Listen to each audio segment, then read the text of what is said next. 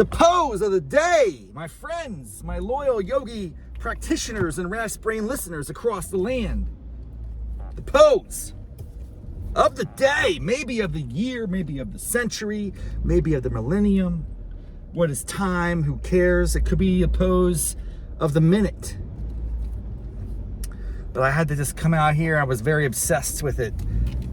The moment that we hit the pose today, I knew that I wanted to talk about it on this episode of Hot Yoga Problems. Yeah! So, what could it be? There's so many poses to choose from. Well, a pose of today, of the moment, of the second, of this moment, this instant, this very time and space that I occupy.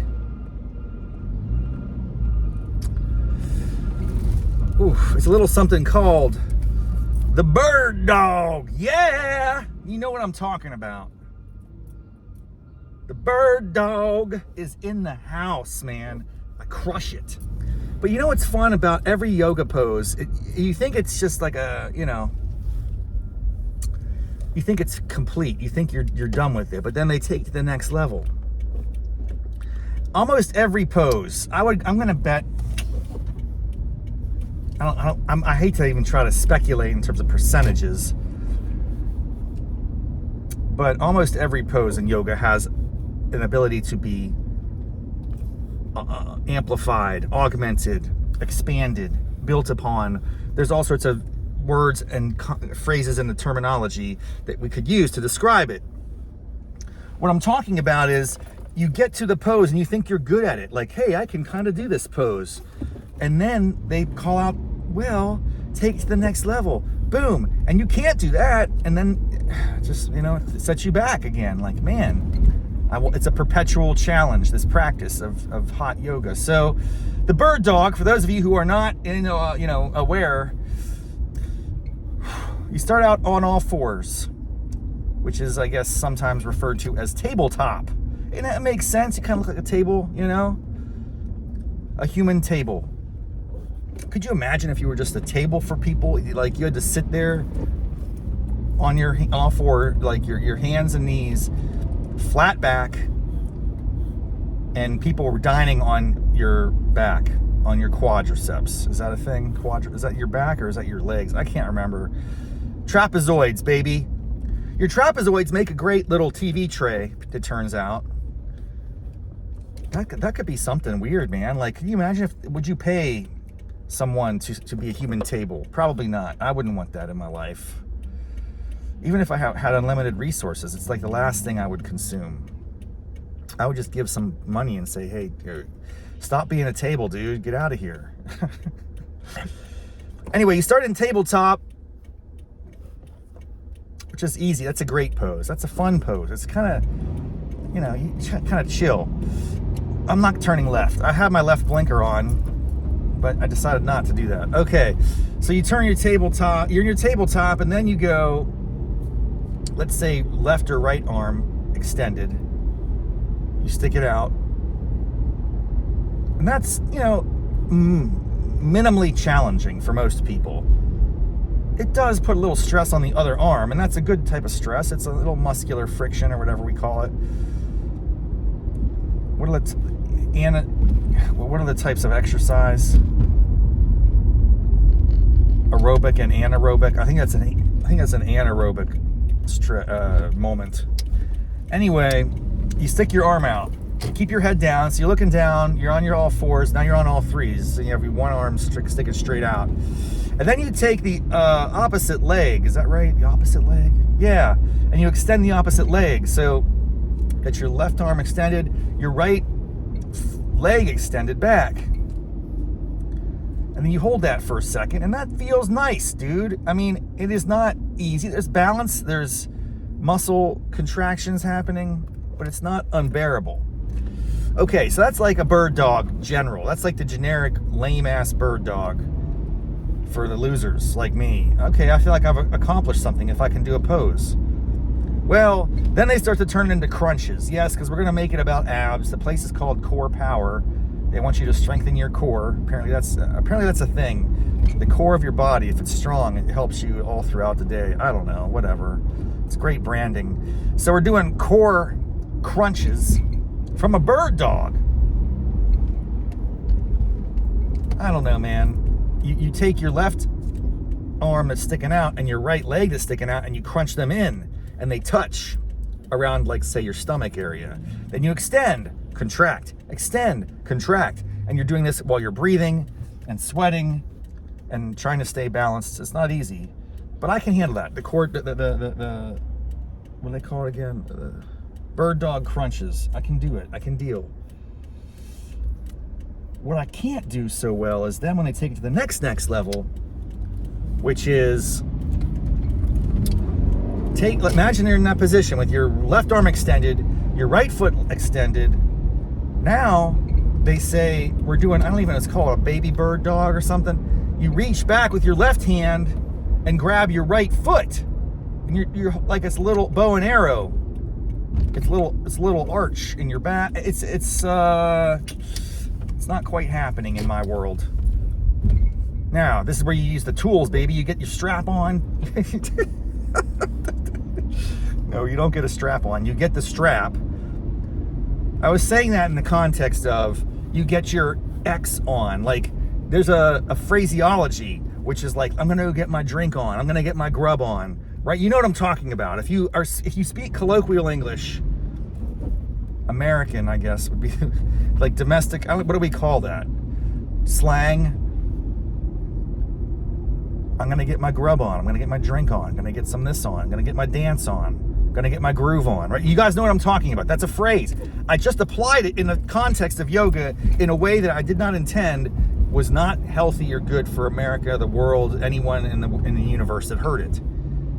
I was talking about straps, because straps are tools, like little, pieces of cloth that used to help stretch you out and stuff in yoga class. And I used the word straps. I'm barely awake, guys. I'm still struggling. But if you replay that phrase, I don't want to say it again. I don't want to talk about that colloquial phrase as it relates to straps, because that's a whole nother meaning. You know what I mean? There's a whole nother dominant universe. Oh, shoot. This guy's flying. Slow down, dude. What are you trying to do? Get me in trouble? Got to get to work on time. I guess you're already late, dude. It's 7:20. You're probably supposed to be there at 7. Got to clock in. Anyway, the bird dog is definitely the best, but using the strap to yank your leg back like a bow and arrow. What is that called? Baby bird dog or something? I don't even know what it's called. Or Archangel. I'm making names up at this point. It's definitely a bit of it's kind of like a dancer pose, if you're familiar with the dancer, but you're on your all fours, except you're only on 2 of the 4. I don't know, whatever. That's the pose of the day. The baby bird dog stretch Archangel strap assist. Oh, it's almost Halloween. There's so many inflatable ghosts and pumpkins in my neighborhood. It's out of control. It's out of control. I wanted to talk about 2 more things very quickly. I already made it home. We're going to try to knock these out. Number 2, no segue. With respect to music in the class, I'm a fan. I like to have music in class versus silence. That is a fact. And typically I like the playlists, and I'm probably batting like 400 in terms of knowing the songs that are playing at any given time. It depends on the yogi. Sometimes if I get like a Gen X yogi like myself, it's going to be Pearl Jam and Soundgarden and like Rusted Root and stuff that I know, and that's great. It makes sense to me. Some of the modern yogi girls, I don't know what the heck they're playing, dude. It's very weird. And I'm not sure if they know what they're playing. I heard a song today that I did not need to hear. No one asked for this. There's a classic 70s album. Is it 70s or late 60s? I'm going to say 72. I'm going to say 70 to 72. Let me look it up when I get inside. I believe it's called Harvest. Or is it called Harvest Moon? Harvest was the return back in the 90s. Anyway, it's Neil Young. Neil Young, very prodigious, is that a word? Musician. He's awesome in many ways, very thoughtful, respectable, accomplished. He seemed super old when I was growing up because I think he jammed out with Pearl Jam at some point, like the MTV Music Awards in 1990. He was probably in his mid 40s, and he looks like this old dude was like, you know, rocking in the USA. What's that song? What's the song he has? It's about rock and roll in the USA or something, like keep on rocking in the free world, yeah. And he was wearing all sorts of garb, but he looked so old. He was so grizzled and gray, and I was like, dude. And I think he was like in his 40s. Now I'm 50. He was younger than me. That's terrifying. I gotta look that up. I have to verify all this, confirm it. My point is, Neil Young wrote some great songs back in the day, including a song called Harvest Moon, I think. Come a little bit closer, hear what I have to say. You know what I'm talking about? It's very slow and gentle and melodic and loving and just nice, peaceful, blissful almost.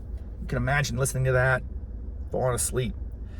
Anyway, someone decided in the year 2025 it'd be a great idea to make that into a techno song. It's a little bit, it's still slow, and it's a woman's voice, and it still has some of the melodic phraseology, if you will, musically in it, but it has like a but it's a little slower. Come a little bit closer. I'm like, what is happening? Why am I being subjected to this nonsense? And is this a sign of my advancing dementia? And I don't know, man. I want to forget it immediately, but I think it's going to be in my head all day. And I have to cancel it out. When I hear a remake that's really lousy, that nobody asked for, that nobody wanted, that I did not need to have injected into my brain, I have to go find the original to counterbalance that. It's like the, what do you call, the antidote for the poison that has been, and by the way, I wouldn't say I ingested the poison. The poison was spewed upon me. So I got to go counteract that before it gets too permanently entrenched in my brain. I don't want to supplant the original. The original is great. Like, come on, man. The original would sound great in a yoga class. Let's be honest. Harvest Moon, Neil Young. When you're doing a little bit of slow-mo flow, bring it on, baby. Bring it on. And then finally, the last thing I want to say, this is longer than I usually rant here, but I just had it in my system today. Uncharacteristically long time to get to my locker because people are just jam-packed and they are just not in a rush. No one is really making moves, which surprises me because I live in the Beltway. Everyone is always flying around, zipping, zapping, like we got places to go, people to see, things to do. Yeah, that's how it is, man. You live in the city, you gotta go, you gotta move, you gotta get back to the creating value for society or whatever. And but not in yoga studio today. People were just meandering and moseying. I felt like I was in the deep south, you know? Everything takes 3 times longer. And it's like, oh, I lost my key to my lock. Oh, let's just kind of hang out for a while and chit chat. Some other dudes, like, you know, basically doing a whole wardrobe change. And the way this thing's organized, you do that. And it's like, if you're going to change clothes right at that spot, you're going to basically consume 10 lockers, the way that it's all structured. It's all good, man. I'm chill, as you can tell. Nothing affects me. Nothing phases me.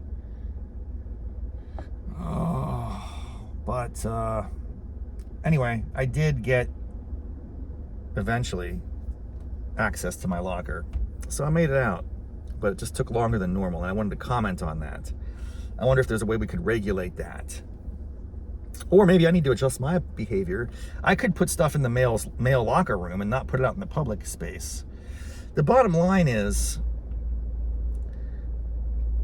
those are the 3 things on my mind. Bird dog is an elite pose. I crush it. It gets harder. There are ways to build upon it that I don't like, but I still appreciate it and respect it. And if I had to, as someday I will rank the poses of yoga, bird dog's going to be in the top 10%. No doubt about it.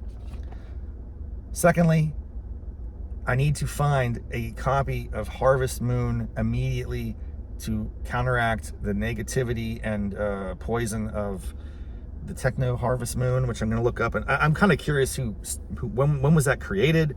Who thought it would be a good idea? I don't know. We're going to have to figure that out. And then third and final is just remember to please move Get out of the way. When class is over, people got places to go, man. So don't dilly-dally. Okay? That's a good thing in life, dude. Do not dilly-dally. Time is limited. You got to get out there. You got to, and then, or if you're going to dilly-dally, that's fine. I respect it. To each his or her own. I am not going to impose my will upon your,